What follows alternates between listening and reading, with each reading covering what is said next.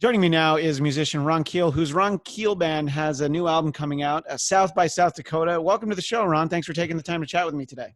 Thank you for the opportunity, Christian. Great to be on your show and cop a Bladtitude with you and your viewers and listeners. It's going to be a lot of fun. Grab something and hold on, man. Yeah. All right. It's one of those days. Anybody who has a Bladtitude to suggest, go ahead and post it on Twitter. You can tweet us at Bladtcast, Bladtcast. Use the hashtag Bladtitude. Now, you and I were talking right before we got started. Obviously, everybody is doing stuff from home. And as I've talked to a lot of musicians, there's some very different locations that people have had. I talked to David Ellefson from Megadeth, and he's got kind of like a really nice office, but with a ton of stuff on the walls. And he was pointing out that he was kind of getting tired of seeing all the same stuff, so he might change it. But for those watching on YouTube, not listening just to the audio version, I wanted to hear a little bit about some of the Metal Cowboy stuff that you have behind you. Welcome to the Fan Cave. And everything you see, this is my performance area that's built in my basement here at the Keel House. Everything you see is a gift from fans, or except for the guitars. I had to pay for those, some of them. But most of these, if you could see all the cool stuff that has been given to me by a lot of the Keelaholics out there. And a good friend of mine, the artist, where's the, that's way over here. The artwork from the Judas Priest. What is the last album? Come on. Firepower. Yeah, Firepower. That's Claudio Bergaman's art. He's a good friend of mine. Oh, he gifted cool. me those. Just a place that's all decorated. I'm not big on hanging awards on the wall or posters of me, but this is a great place for me to decorate my performance area with gifts that have been given to me through the years by a lot of the Keelaholics and fans. And it's a very comfortable vibe for me to entertain, to do interviews like this, and to hang out and play and sing and talk the rock with guys like you. Well, yeah, that was what I wanted to ask about, sort of how you're handling, quarantine life. Are you doing a lot of like live streaming? So many musicians are, streaming performances, and one of my favorite things that's going on right now is Bruce Kulick from Kiss will just play a couple of riffs and talk about, this song and that song, and it seems like he's doing it every day. So I think that there's a lot of great opportunity for stuff like that. So other than interviews, are you doing any performing out of there? There's some great content online. Some of my peers and everybody's got the itch to perform and to express themselves. And I've seen some great performances online on the internet. I've also seen some garbage. I mean, you're going to have to weed through that stuff to get to the good stuff. I don't like to call it quarantine because I'm not sick. Sure. And I've been working from home now seriously for several years. In 2017, my wife was diagnosed with stage 3 cancer. And at that point, when you get that diagnosis, it changes everything. Sure. All of a sudden, our touring plans had to radically change, and I had to figure out a way to entertain people from home while I'm taking care of her and making sure that she's my number one priority, to be there with her through the chemotherapy, the radiation, the 9 surgical procedures that she had. She's doing great. She's cancer-free now, but at the time, you don't know. You just got to take it one day at a time and one treatment at a time.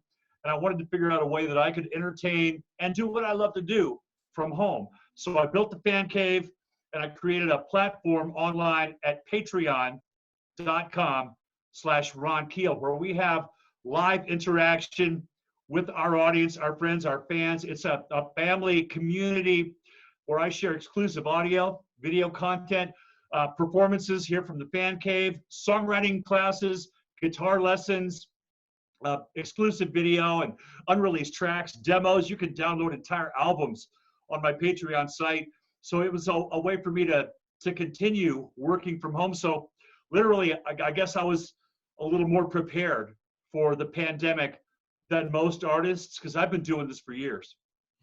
Yeah, and I think that, it's obviously never a convenient time to have a global pandemic and for people to, sort of be on lockdown, however you want to characterize it. But for where we're at technologically right now, I mean, it's great because, you and I are talking right now, and it's much better than if we were doing an old phone call, sort of a radio call and that sort of thing. Exactly. So, we're able to do so much more, and it helps us, I would say it helps us feel even more connected. I mean, we do like a Zoom dinner with my wife's parents and her sister, probably every That's 2 to awesome. 3 weeks. And, we didn't get together that often. So it's kind of been fun in that way. Um, Now, the new album, South by South Dakota. You've lived in South Dakota for a while. I'm curious as to what brought you initially out to South Dakota. Was that when you had to kind of slow things down and get off the road for a little bit, or how'd you end up there? No, I've never slowed down and I've never gotten off the road and I don't plan to. I'd like to get Right. back on the road as soon as possible. I Sure. moved to South Dakota 5 years ago to spearhead a project called Badlands Pawn. It was a 70,000 square foot concert venue, pawn shop, retail outlet. We had bands there like Megadeth, Kiss, You didn't and Kiss do an Disturbed. acoustic show there? I think I saw some of it. I don't know that was legal, Kiss, but I think they did an acoustic show out there, right? Kiss performed their acoustic in Yeah. February of 2015 Yeah. and 2016. And I was basically a big part of that project. I was the leader of the Badlands House Band, a voice on the radio station, KBAD 94.5 FM. I did the daily midday show, 10 to 2 a.m. on the radio, did the Badlands House Band after that. And that opportunity gave me the chance to assemble my dream team of musicians. The guys in my band now, the same guys from the Badlands House Band, we rebranded that in 2017 when the business went belly up and was no more. They closed their doors, but we realized that we had such a great chemistry and a great bond and camaraderie and just an amazing group of musicians and friends. So we kept the band together and rebranded it as the Ron Keel Band. And the last 3 years have been just continuing to build on that identity, credibility, releasing a couple of records. Last year's Fight Like a Band album. We're very proud of that, and certainly very proud of the new album, South by South Dakota, which has just been released, and the new music video coming out next week for Red, White, and Blue. It is a classic rock anthem, which was originally recorded by Leonard Skinner, and our version is a tribute to what we're all going through right now. Christian, Sure. I do believe that every time in our lives needs a soundtrack. The South by South Dakota album, I believe, will end up being, for me and for probably a lot of our fans and friends and listeners, South by South Dakota will be the soundtrack of 2020. We'll listen back to this album years from now and remember what we're all going through in the summer of 2020. And this will be a time that will live on. And that music that we've released on this new record, I think, is a perfect accompaniment to that. One reviewer called it comfort food for the ears. And it's a very, very comfortable place for me. And for the first album that I can ever say that every song on the record is absolutely fantastic. They're all great songs because I didn't write any of them. These songs are classics from the Southern Rock Songbook and the American Classic Rock Songbook that have stood the test of time, recorded originally by icons like the Allman Brothers Band, Leonard Skinner, Marshall Tucker, 38 Special, Molly Hatchet, Outlaws, Blackfoot. So the songs speak for themselves, and I'm very proud of our versions. I would like to think and hope that the original artists would approve of what we've done to these songs and know that we're just saluting those that came before us and thanking them for the years, the music, and the memories. Yeah, I wanted to talk a little bit about the album. When I was looking at some of the artists that you guys are doing your own versions of these songs, I was trying to think if there had ever been a collection that had Molly Hatchet and CCR on it before. So I think that you might actually be the first. So I think it's great, and I think the Red, White, and Blue song is, like you said, it's a Leonard Skinner song, and my memory of that song is.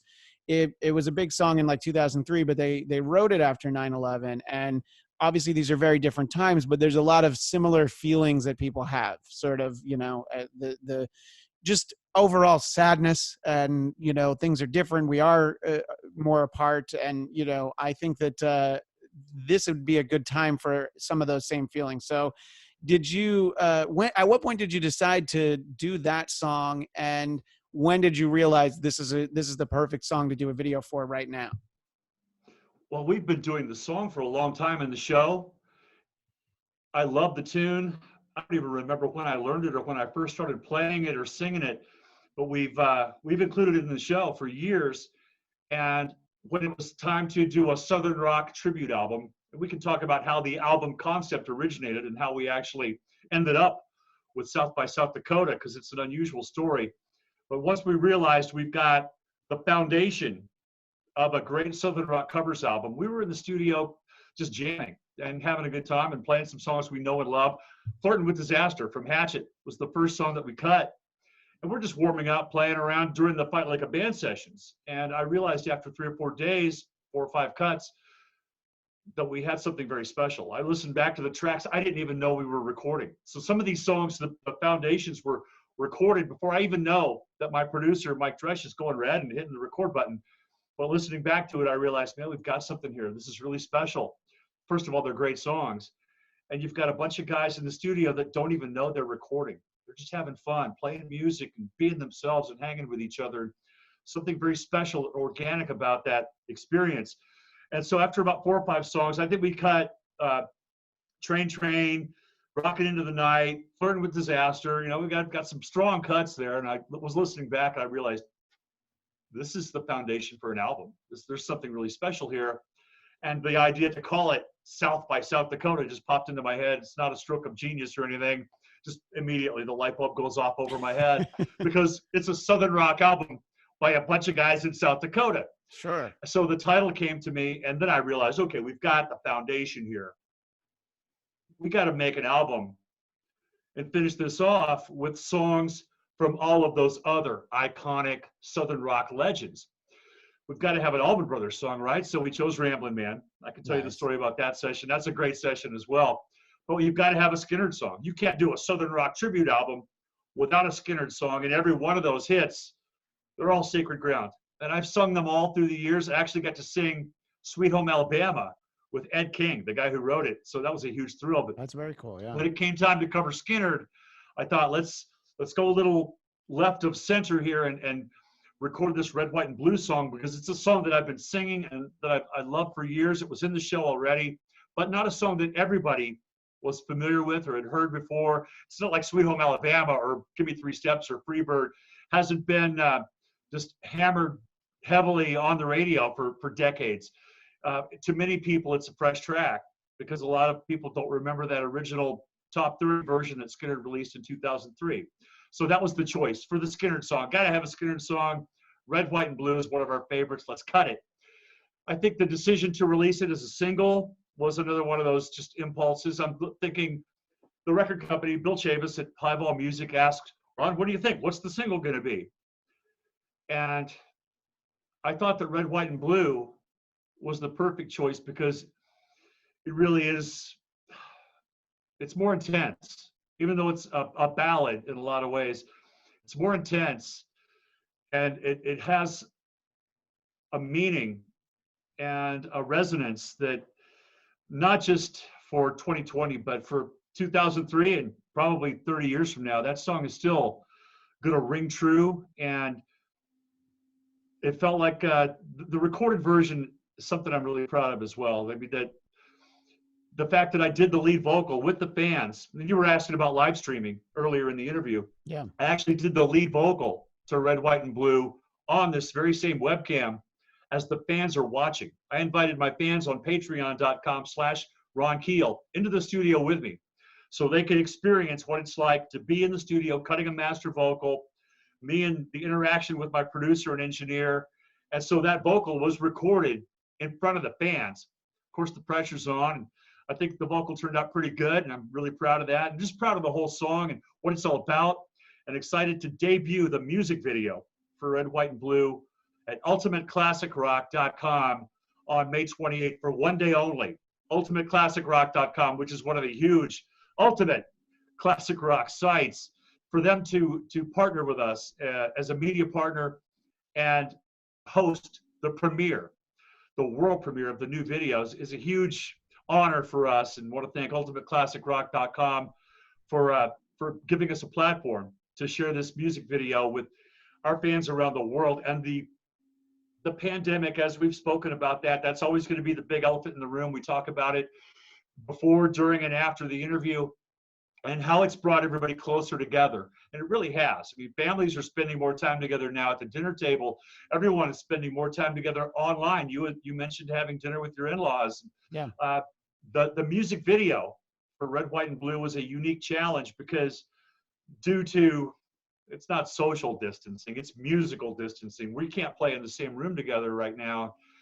I took each of the guys in the band to a different iconic South Dakota location and shot the footage individually. So each guy has his own special location. Our bass player, Gino Arce, on top of a Kenworth truck to pay tribute to our truckers, the entire trucking industry that's keeping the wheels turning and keeping us all supplied during these difficult times. Of course, the lead singer, Ron Keel, gets to shoot his footage at Mount Rushmore, of course, because he's the lead singer, right? Yeah. So I go to Mount Rushmore, and this is the first beautiful spring day on a Saturday afternoon, springtime in South Dakota. Mount Rushmore is absolutely beautiful. Saturday afternoon. Christian, there's nobody there. Yeah. It's absolutely a ghost town. You go in, there's nobody, you don't pay to park, you just drive on in, and you walk in with, I walked in with my guitar, and there was nobody there, no tourists, no families. So we had literally a free reign on the location. And we did that at Terrace Park here in Sioux Falls as well. I live in Sioux Falls, and we filmed our keyboard player, Dakota Scott, at a place called Terrace Park, which is a beautiful outdoor amphitheater-like park with these terraced areas where families can picnic and watch shows, and there's a bandstand and a stage and a playground and all this. On a Saturday afternoon, beautiful day, at Terrace Park in Sioux Falls. There's nobody there. He's playing the piano on an empty stage in an empty park, and we're behind him shooting video of just the emptiness. The lockdown has been tough on all of us in a lot of ways. It has brought us closer together, as we've mentioned. It's been tough in a lot of ways, but without it, we could have never filmed such an epic music video. So in more ways than one, the song and the music video itself are a time capsule of what we're all going through in 2020. Yeah, and you know, when I was reading before we started talking, I was reading about the fact that you filmed at Mount Rushmore and nobody was there, and you know, like probably a lot of people who have visited South Dakota, one of the only places I've been is Mount Rushmore. I went to Mount Rushmore and I went to the Crazy Horse Memorial. And this was about 17 years ago, so I don't know how much further along that is, but you know, they only had like part of his face done at that point. Yeah, it seems like that's going to be a long time. Yeah, that's going to be a while. It was closed. I thought about it, but that was totally closed down. You can't even get into the Crazy Horse Memorial, which is a beautiful, epic location. I would have definitely loved to have taken my guitar and our camera crew up there, but it was closed down. Mount Rushmore, like I said, was wide open. Yeah, see, that's the thing that surprised me, that you were able to just kind of go up there to it. But that must have been weird, because go figure, you know. I mean, I was there 2003 when I moved from New York to Los Angeles. I drove cross country. I went like hours out of my way so that I could see it, because I'm like, when am I ever going to be at this line on the map? Let me just go up a little bit and check it out. And I was glad I did. And you know, my son is 4 and he's really into like looking at maps now and talking about all these places he wants to go. And, you know, when you have the South Dakota on your map, there's usually a little picture of Mount Rushmore. So it's like, that's right. It is perfect. It's America and it's South Dakota. Nothing really says the USA and South Dakota in the same sentence like Mount Rushmore. So it was a perfect opportunity and a great place for me to shoot the video. And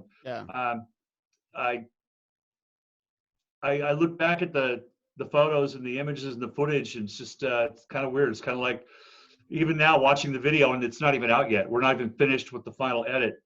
It's a very special piece to me, and I can't wait to share it with everybody. And hopefully everybody will enjoy it and know what it means to me. And hopefully the guys in Skinner who really, you know, Johnny Van Zant, his brother Donnie, wrote the song with the Warren brothers back right after 9/11, as you mentioned.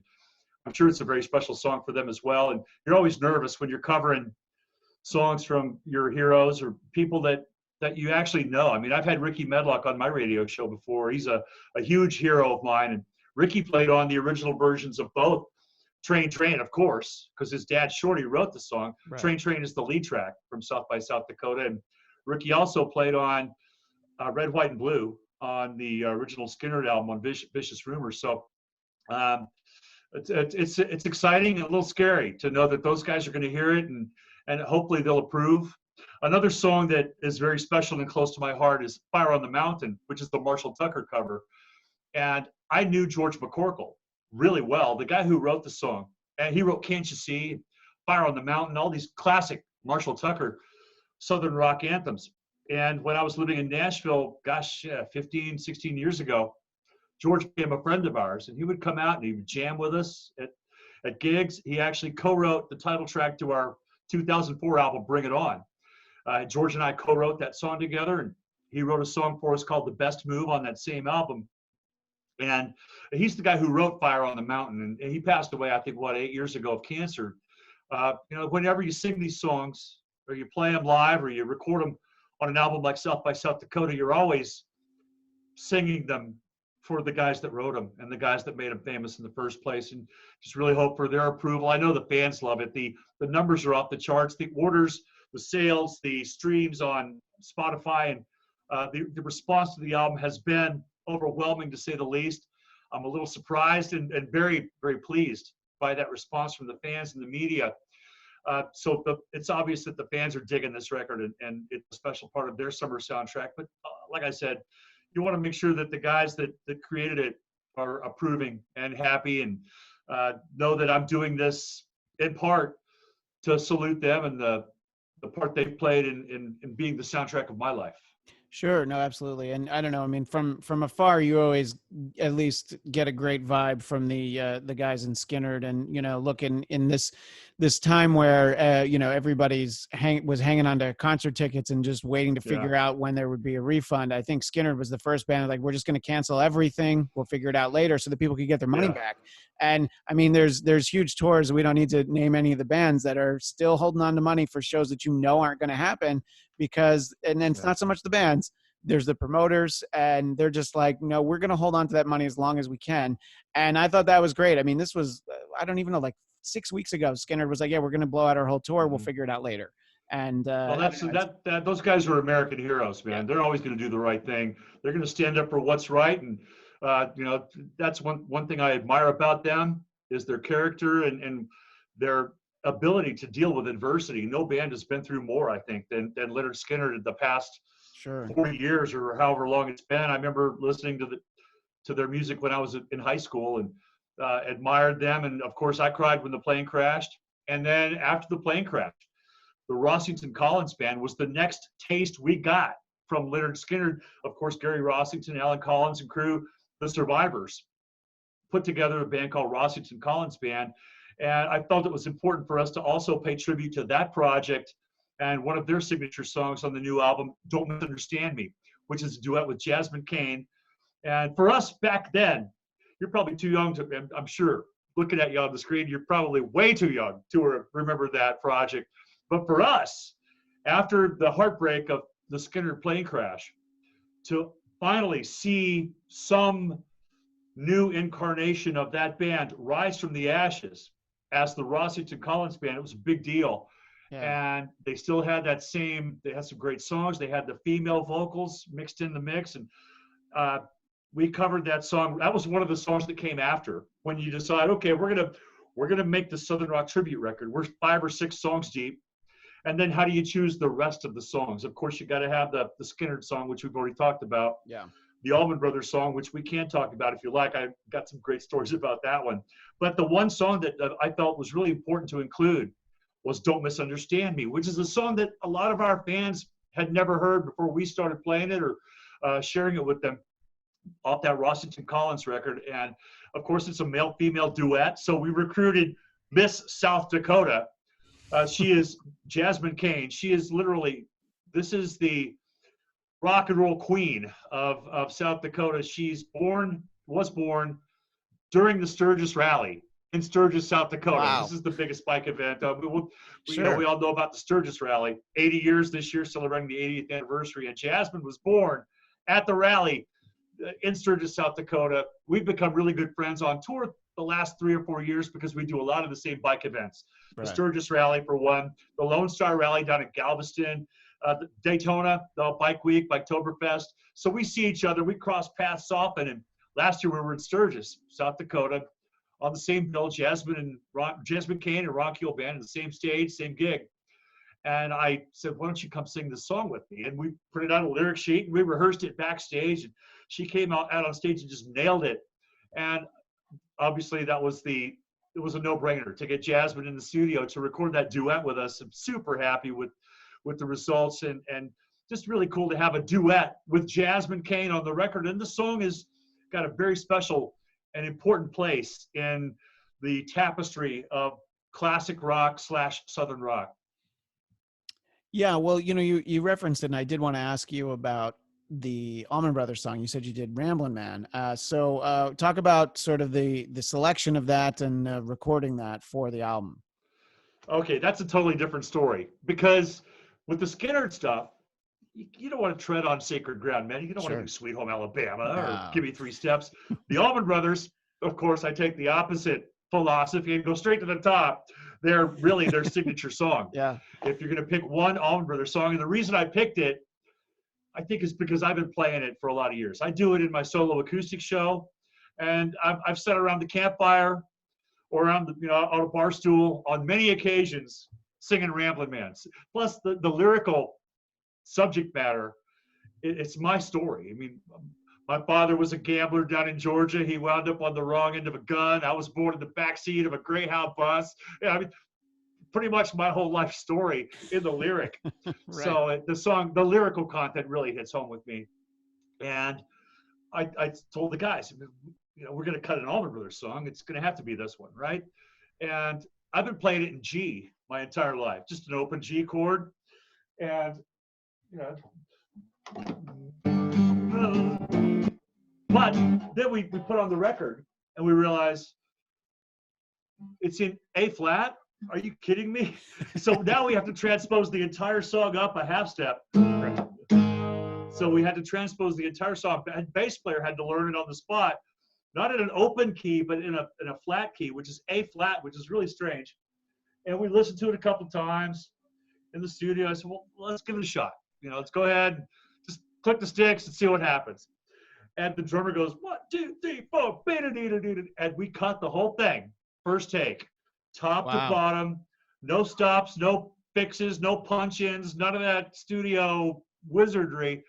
We just cut the whole thing first take, which is really cool to have that capture that moment, because we had never played that song live. We had never had that song wasn't in the show. It wasn't part of our song list.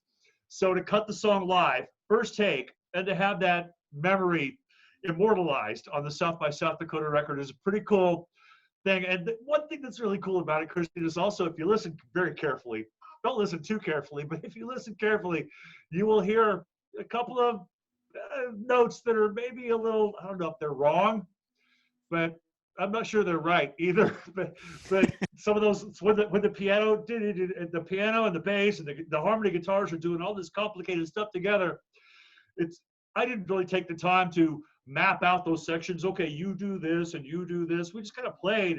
Sure. I think there's a few wrong notes on there. And after listening back to the mix, I go, let's just leave it, man. Let's just leave it. Let's just release it the way it is. It's natural. It's organic. It's capturing that one special moment, one take in the studio. And it's better like it is than it would be if we tried to fix it. Another special moment like that on the record is the Creedence medley. You mentioned the CCR, which is a really special piece, which ends the record. It's the last thing you hear. If you listen to the whole thing top to bottom, and I highly recommend you listen to the entire record from top to bottom. But if you get all the way through the damn thing, you'll hear the Creedence medley live at the end of the album. And it was recorded live at our very first show ever, which is, to me, I just thought that was just really cool to include that memory and that moment from our very first gig as the Badlands House Band. Getting back to the original subject matter, how did you get in South Dakota in the first place as the Badlands House Band? That was recorded at our very first gig. And Creedence isn't really known or classified as Southern rock, but as far as I'm concerned, that's as swampy as it gets, man. Creedence is they were Southern rock before the Allman Brothers, I think. So we've been including these little medleys in the show, like you'll hear with the Creedence medley. It's a little mashup, I guess you'd call it, of several different songs. You weave yourself in and out of a verse or a chorus. And then you kind of transition from one song to the next. It goes from Born on the Bayou into Bad Moon Rising into Fortunate Son. And this is how we've enabled ourselves to go out on tour and play these big bike events or fairs or festivals for 10, 20,000 people or more. And to be honest with you, a lot of times at those big events, those audiences don't know me or my history. There may be 10% of them who've heard of Keel or Sure. Ron Keel or know about the Right to Rock and my association with Gene Simmons or Black Sabbath and all that. Those people at the bike events, at the rallies, or at the fair, the festival, they just want to be entertained. And I didn't want to be a cover band. I wanted to put our own show together, but I also wanted to pay tribute to some of those iconic acts like we're doing with the South by South Dakota album. So we started building these little 7 to 12 minute medleys. And throughout the course of the show, we'll open with a couple of our own tunes. Then we'll launch into the Marshall Tucker medley, which is literally 12 minutes of Fire on the Mountain, Can't You See, Heard It in a Love Song. And later on in the show, we'll do a little Skinner medley, a little 12-minute passage. We'll do Red, White, and Blue, and then Sweet Home Alabama, Freebird, just a little piece of each song, kind of a showpiece. It very much like a Las Vegas. If there was a redneck Southern rock Las Vegas show, it would be Ron Keel Band. So that way we're giving the audience the songs that they know and love, that they can sing along with, that have been a part of the soundtrack of their lives, while also introducing them to our new music and the music that I've created over the last 30 years in the course of my career. So those medleys have been a really important part of the show because we're not a cover band, but we include those little tributes throughout the course of a Ron Keel Band concert. And that Creedence medley is the CCR tribute from the very first gig ever. I mean, recorded live, as raw as it gets. The audio quality is great, though. It's not, I mean, I'm very proud of the production and the audio quality and the mix on that live track, and I'm just glad we pulled it off. Yeah, and to the point of the redneck review you're speaking of, I feel like it would probably be more fitting if it was like in Branson, Missouri, or something. I mean, it's you don't want to bring it out to Vegas. I think they would probably ruin it. You want to. Dude, I produced and starred in the longest running country music show in the history of Las Vegas. I think I read that in the notes, and so you were also in the show, right? Yeah. I mean, when I went there in 2006 to create this show, and I'm sitting across the desk from all the casino executives, the entertainment directors, and country music doesn't work here. It's never going to work here. This is Vegas. You got to have dancing girls and backing tracks. Sure. I said, no. Country music is the music of the people, and it's going to work here. You get people from all over the world congregating in Vegas. The show was hugely successful. We ran for 10 years. I started the show for a long, long time until I got too busy, and my partner still kept the show going after I moved to South Dakota, and very, very proud of that accomplishment. But I think South by South Dakota as a show with the Ron Keel Band, I guarantee you that would work great in Vegas. I would take it back there in a heartbeat. I hope that, as I've got a lot of friends out there. I lived there for 10 years. And, yeah, sure. They're struggling right now more than ever. We're not seeing so much of the pandemic effect here in South Dakota, but my friends in Vegas and Los Angeles and New York are certainly going through hell, and our hearts and prayers go out to all of them. But man, I'd take this Southern Rock tribute show to Las Vegas in a heartbeat. I guarantee you, we pack the showrooms. Yeah, and sort of talking about the line between Southern rock and obviously country music, it's kind of interesting because I was reading that you grew up in Georgia. So how exactly does it happen? Does everybody like whatever music they're just into? So it's like, yeah, you like some country music, you also like Southern rock, and then you gravitate towards the Southern rock. Kind of like the way that when I was growing up, I had friends who liked death metal, and I'm like, yeah, but we all kind of like the same rock bands. But then you go off into your own specific genres, I guess music is very personal. Sure. Music, one of the most personal forms of communication or expression that we have as a human race. It's not like food where you can learn to like spaghetti if you don't like spaghetti.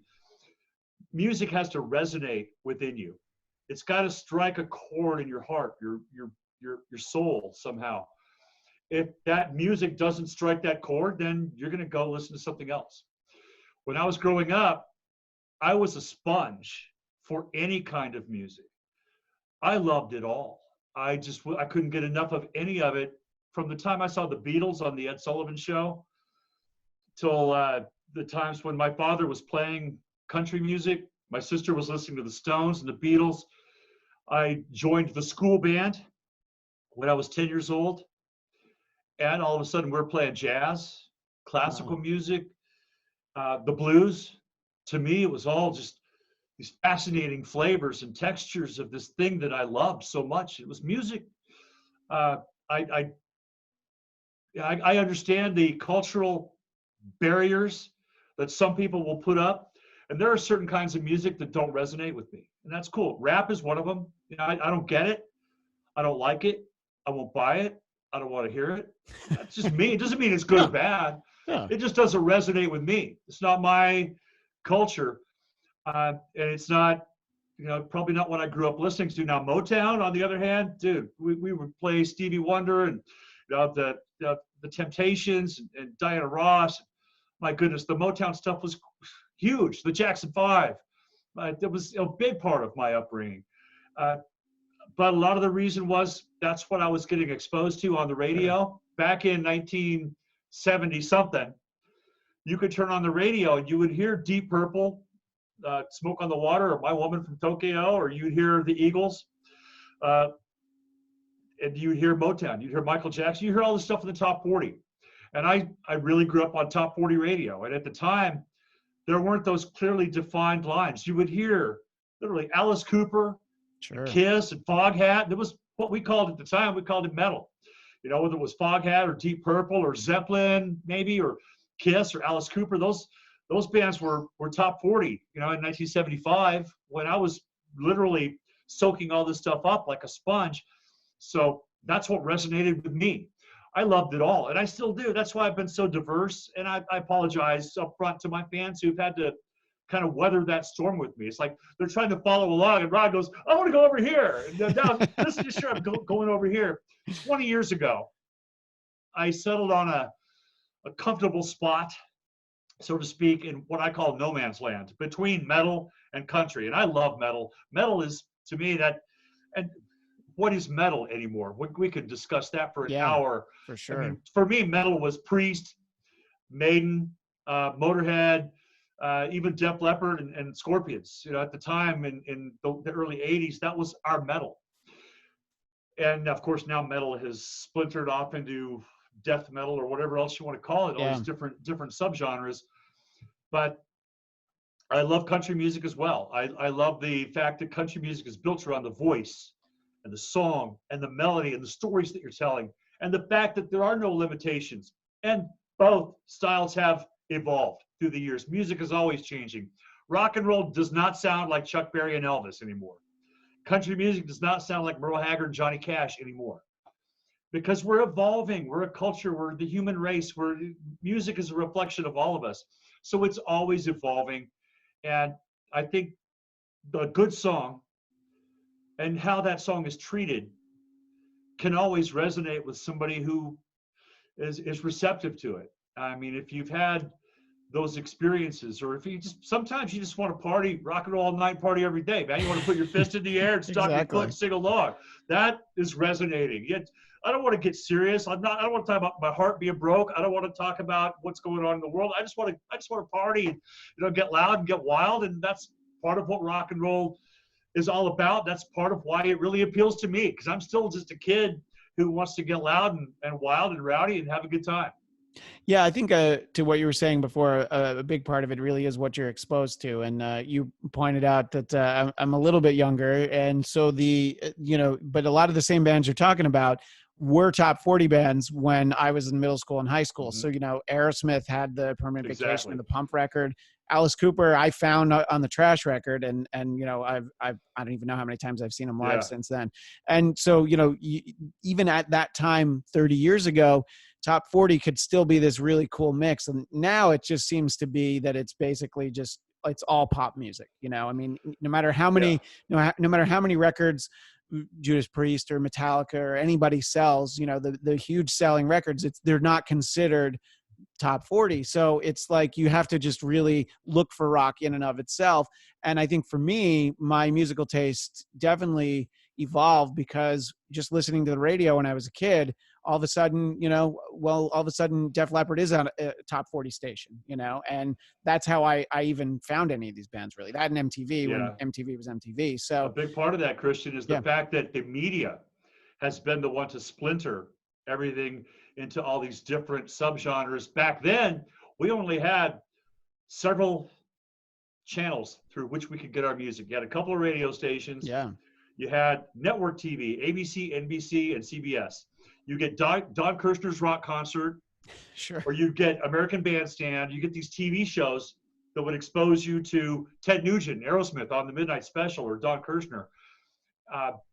You had 3 magazines: Circus Magazine, Hit Parader, and Cream. Maybe Rolling Stone, but not so much for the fans. I think Circus Magazine and Cream Magazine and Hit Parader were the 3 magazines we get our information from. And with, we had so little, you're looking at 5 to 10 real sources of information or music. Now you can scroll through your Sirius XM satellite radio and you can get so many different variations of country music. 90s country or outlaw country. You get so many variations of metal. In the space of like 4 channels, you can get sort of the Aussie station, the metal. They have what they have the 90s hard rock that they call Hair Nation, but then you have like liquid metal, like literally in 4 channels. It's like, well, that's kind of everything now. And honestly, I do like, because like sometimes I'm in a mood for this, sometimes I'm in the mood for that. Yeah. But it is cool to kind of get the mix of all the different sort of things. And you were talking earlier about doing radio for Badlands, but my understanding is you're still doing internet radio, right? So people can still find you right now. Yeah, and most people are listening to the radio on the internet anyway. Yeah. Terrestrial radio is. No, but in all honesty, like I have friends who work in terrestrial radio, and the majority of their listeners are listening on an app on their phone, because absolutely. You don't want to be driving around and like, oh, now I've gone down the mountain and all of a sudden I can't hear my station anymore. So yeah. I started doing my own radio show in 2012, a weekly syndicated show called Streets of Rock and Roll, which at the time was very successful. We had 50 stations worldwide and literally tens of thousands of listeners. Sure. Just an amazing experience. And for me, it's the same thing as doing a rock concert. I'm able to put on a show, talk to my friends, spout my opinions, and share music with people all over the world. So I really enjoy the radio show format. I really especially like the opportunity to interview other artists, whether they're my peers or my heroes. I've had some of my all-time favorite rockers on my show, and to the opportunity to interview them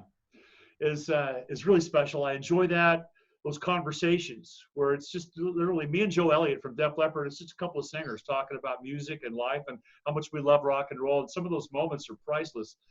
I abandoned that because I had to, with the job that I took here in Sioux Falls in 2014, to be the host of a daily live show, which was a blast too. I mean, the live radio was killer. I mean, the interaction with the audience in real time, the phone calls, the internet action, the excitement and the energy of that live radio show was fantastic. 4 hours a day. And when that was no more, I was the top rated rock voice in the region for 3 Nielsen ratings in a row. And I think the people really relate to me we have a good rapport with our audience, and I just couldn't let it go. And when that station shut down, I revived Streets of Rock and Roll, and we've been back on the air now for over a year, weekly on 6 major internet affiliate stations. Now, these stations that I'm on have been in business, some of them for over 2 decades. These are the heavyweights: Total Rock Radio, PureRockRadio.net, 97 Underground in Baltimore. So these are big heavyweight stations that are airing and sharing my Streets of Rock and Roll radio show with people all over the world every week online. And of course, you can find links to the radio show and all of my other stuff that I do, the videos, the new CD, everything else at one-stop shop, ronkeel.com. So all the links and the players and stations and airtimes are all there in case anybody wants to come along for the ride with the Metal Cowboy on the Streets of Rock and Roll. Yeah, and to your point, I mean, everybody's listening. Whether I mean, most of what I listen to radio wise, I do on my phone anyway. Like I don't, even if I'm in my car, I just plug it in. Not that we're in the car as much as we Yeah. used to be, but still, it's so easy to just find anything. And so, yeah, internet radio, I think, has come such a long way. And look, you're able to hear. Look, I mean, I grew up in New York City, which if you were to be there today and look for rock and roll on the radio, you'd find one classic rock station, and Yeah. look, they mean well, but it's not diverse. You're going to hear the same songs if you listen at 9 in the morning than if you listen at 9 at night.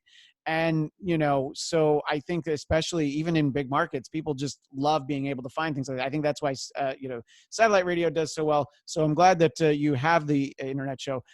Before I let you go, I do need to ask you about having Gene Simmons produce two of your records in the 80s, and sort of how that came about and what it was like to work with Gene, who obviously I grew up a big Kiss fan, but also I admire Gene, one as a businessman, two as a musician, but also just as one of the most entertaining human beings that I've ever, walked around. I work for Dennis Miller, the comedian, and we have Gene on pretty regularly. And, Gene and Dennis, once they get going, you never know really where the conversation is going to go. Yeah, I've seen some of those conversations. They're extremely entertaining. And I think the world of Gene and Dennis as well. Please tell Dennis I said hello. Absolutely. And I'm a big fan. Gene Simmons, to me, man, where do I start? And you hit the nail right on the head. The fact that not only is he a real musician and an entertainer and a great human being, a lot of people don't see past the money and the makeup.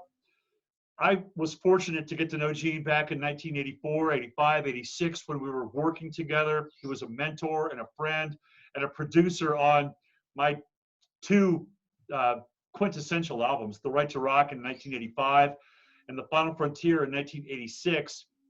And we met, it was when we got signed. We got a record deal. Finally, I got a major label record deal, and the president of the label was kind enough to give me some input on who I wanted to work with. Normally, they'll just put you with whoever, sure. whatever producer they want to assign. But he gave me a sheet of paper that had all of the heavyweights, man. It was Max Norman, Michael Wagner, all these A-list guys that were producing the platinum 80s hard rock and metal records. And the name Gene Simmons was on the list because the president of our label had known Gene and worked with him, and Gene was looking to get into producing some new up-and-coming bands. And I just looked at Gene's name and I said, yeah, that's who I want. Hook it up.